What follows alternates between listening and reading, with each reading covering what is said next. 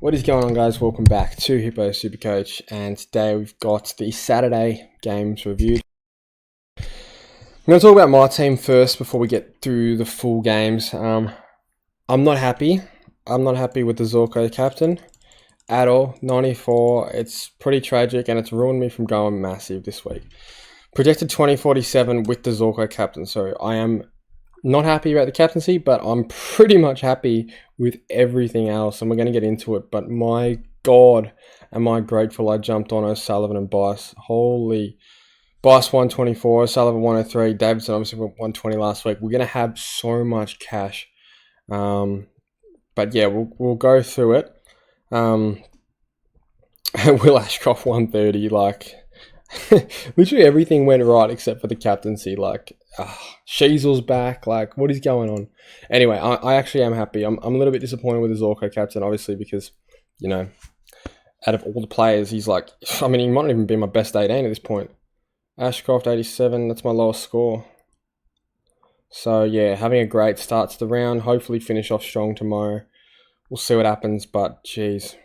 It's been good. Besides Roberts, sorry. Roberts is the only one that's let me down. Anyway, let's talk about the Gold Coast Adelaide game. And wow, Rankin was like blatantly robbed from probably a 30, 40 point goal it would have been if he kicked it. So he would have been a game winner. Yeah, I think it's stiff for Rankin owners and it's stiff for Adelaide fans because they definitely got robbed out of that game, no doubt about it. Talk about Adelaide first. So Peeling went nuts. He looked really good. I wouldn't bring him in, but he did look very good. Saligo again, 126. He's been every game. He's been good. Dawson as well, 124. You take that from him. Hinge good. Rankin, yeah, just the 81. So yeah, 7 clangers probably hurts him. That definitely doesn't help. I think he gave away a 50 as well from when I was watching. Yeah, 5 frees against versus 0 free for. So that hurts, no doubt about it. But he'll be better. Probably get told to pull his head in a bit this week and not give away so many free kicks. Sid Draper didn't look amazing. Had his moments, but yeah. Then we move on to Gold Coast because I don't think anyone else from Adelaide is relevant. Yeah. So Rioli, I haven't been drafted, but that's about it. Looked really good. Oh, Matt Rao, I don't know what happened to this guy. He started off 2 minutes in, I'm thinking, oh my God, I need him. And yeah, he's finished on 74. I don't even think he got tagged, to be honest. I think 1 free kick for, 4 against doesn't help him. And 8 clangers just turn it over way too much. Only 17 disposals. 8 tackles definitely helped him, but gee whiz. Maybe not the pick I possibly thought he was. Maybe he was just beaten down on those crappy teams. Yeah, definitely off the radar for now. So glad to avoid that one. Took another good game from him. Goal definitely helped him. Anderson 102, you take it. Wits 100. I mean, yeah, it's a weird game. I mean, it seemed like Crows hogged all the Supercoach points. Mac Andrew, he got bags kicked on him and he was talking a lot of shit. I couldn't believe that. I don't know. Obviously, you don't know what's being actually said, but pointing people's faces like that, like, you're going to get your head knocked off doing that sort of shit. So, yeah. Especially when you've had, 6 or 7 goals kicked on you. Yeah, thought that was a little bit crazy. Bailey Humphrey 64, so I think he was on 5 at quarter time or something. So turned it around in the second half, no doubt about it. But yeah, not loving that role. It's just a tricky one. Like, yes, he got a few CBAs, but yeah, you take away the goal, he probably scores 50 points. So definitely not enough. But he's going to make you money this week anyway. Let's move on to the Tigers-Lions game. So McCluggage went nuts. Yeah, 12 tackles definitely going to help him. Neil 130, so you'd be happy if you held him. Yeah, Will Ashcroft. Another great game from Ashcroft. Probably kicked goal of the year. That was insane. I was going nuts when he kicked that boundary goal. My goodness. Dunkley, another good game from him, 114. So he's been a good pick if you started with him. ZORKO 94, frustrating one obviously. Levi Ashcroft 87, we'll take that. That's pretty much it from Brisbane's relevance. And Jaden Short 86, whatever, who cares. Lalo played well if you still have him, 112. Yeah, it actually wasn't as much of a smacking as potentially thought. Richmond were actually pretty good. You know, they did well to hang in there with the premiers. Then we move on to the King Bice show. my God, what a game. 15 marks. Like, he was probably best on ground. Oh, maybe Sheasel. It depends how you look at Sheasel, because Sheasel was very cheap today. So we'll take that. But at the same time, yeah, probably wasn't that damaging, I guess you could say. Yeah, so Bice, really bad miss if you didn't get him, and it's unlucky. Definitely is unlucky. I don't think anyone expected him to go 124. Do you bring him in next week? You got to look at it. You definitely have to think about it. You're still going to have a very low break even. We can actually predict his score with that cheesy thing that we have. Riley Bice. What did he score? 124. Let's have a look. So North Melbourne, 124. Currently at 113. He's gone up 100k this week. My God. And let's just go like 90s for the next few rounds. Let's go like 90, 90, and 90. And we'll see what he should get to. Looking at like a 390k. So he's going to potentially make 250k, 280k. Yeah, I think you got to get him next week. I think you pretty much have to.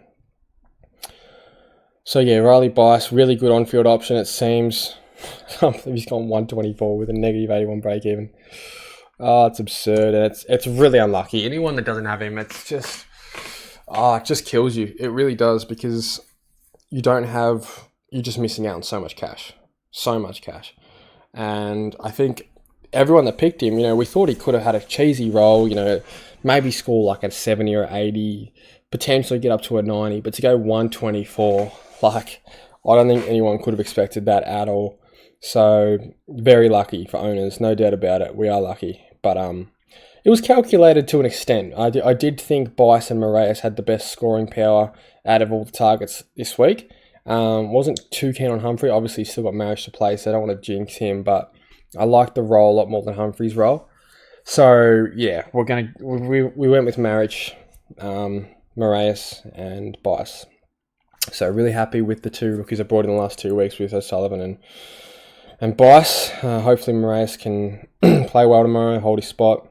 Be interesting to see how that midfield looks like with Butters. I don't think it should affect Moraes too much just because he plays wing. I don't think Rosie or Horn-Francis is going to play wing. So we'll see. Harry Sheasel, 144. It's beautiful to see him back in the back line. Had I known he would play backline, I might have captained him over Zorko. Probably not, actually, but I might have gone VC to see Sheasel. Maybe not. I don't know. But, yeah, really happy to see him back. It's going to be a scramble to get him in. If he stays in this role, he's a must-have. And if he's under 500 or under 600k, which I think he might be, you got to get him. Parker was good, 121, tagging Heaney. LDU, 104 with that James Jordan tag. So out of all the players, all the guns that Jordan has claimed, it's LDU that shakes the tag. Can you believe this shit? You actually can't make it up. Tristan Cherry, 94. We'd love to see that. Gee, him and Grundy were going at it pretty hard. Looks like Grundy beat him in the end, so very surprising. This is another one that was pretty calculated. I knew Cherry did have a very hard run after that Tim English game. And I knew Gawn's run really opened up round 3. So if he could get through those first couple of rounds without too many low scores, he could really go bang now. So hopefully that, stays the plan. I mean, at this point, Cherry's still winning that battle. He's averaging 10 points more than him or something. So, yeah, but I think, Gawn's next few weeks should be quite easy. And yeah, we'll probably have to drop DeConing to Sherry. We'll check Cherry's price with his 94 now. His break-even was 149. It wasn't even that high. 94. How much does he come down to? 606. But then he comes down to 570 if he goes 104. So this is the thing. This matchup here, very hard. Gold Coast with Wits. I think, let's go, he probably scores a 90 against Wits. And then we're looking at getting him at 550 in round 6 against Carlton. That will probably be the time I try and target him. Straight swap for DeConing. I think we can probably do it and bank some cash, actually. Because what's De Koning's price? De Koning, and he's scored a 103 or whatever it was. So De Koning's going to be like 588k. And plays West Coast next week, where should go nuts. Yeah, okay. I think we can straight swap De Koning to Cherry once Pitternet comes back, and that was my plan all along. And then after that, we have to get Nick Dacos round 7. So they will be my overall trade plans. Obviously, doesn't always go to plan. You have injuries pop up and whatnot. So yeah, it's not always that straightforward, but I think it's good to have a plan, and it's something I've never really done until this year, is plan multiple rounds in advance. I've always kind of just traded based on who's available at the time and not thought long term. So it's probably something I just had to learn over the years. But yeah, it seems like all the top players tend to plan their season out a bit, which makes sense. You know the guys you kind of want to end up with in your team. At this point, it looks like we've got a few, maybe not keepers, but definitely temporary keepers for maybe 5, 6, 7, 8 rounds. In O'Sullivan and Bice. So, yeah, I think we can definitely keep Bice in that flex. We bring O'Sullivan on to D6, and the backline's done for now. Then it's just really a matter of cashing in the Levi and O'Driscoll for Nick Dacos, and then we've got Moraes, Hall, and Nick Dacos in those last 3 mid slots, and that's going to be very juicy. In terms of the forward line, I'm obviously not going to say Davidson's going to pump out 120s every week, but he could go at 80, 90 average. So he's definitely a fine forward hold for now. And Marriage at F5. So really liking the look of how this team's structuring. I think I actually might be on for a decent season this year, which is nice. It just seems like all the rookies I've somehow gotten lucky with the rookies, and Primos aren't doing too bad. Connor Rosie and Horn Francis are ones that really need to bounce back tomorrow and just in the coming weeks, because they will hurt me if they drop off. But yeah, the team's in good shape. Very happy with the team. I assume a lot of people are having good weeks this week. I'm not sure how a projected of 2047 ranks amongst other people, but from what I've had a look through my leagues, it looked pretty high. So yeah, happy with that, with a low captain score. Anyway, guys, hope everyone has a good Sunday. Yeah, quite a bit to unfold in these ones. The Port St Kilda game is insanely relevant. I mean, they all are, but gee, that Port one, we just need something from Horn Francis. And, I expect Rosie to bounce back. I think Windhager goes to Butters, but, Ross might be, he might have that grudge from getting spanked by Rosie in the practice match. I'm not sure. Maybe he doesn't even remember it. Who knows?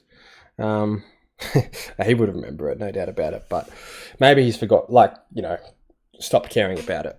So we'll see. West Coast are paying $16 to win. Damn. Anyway, have a good Sunday, guys. Good luck with the rest of your players, and I'll see you in the next one.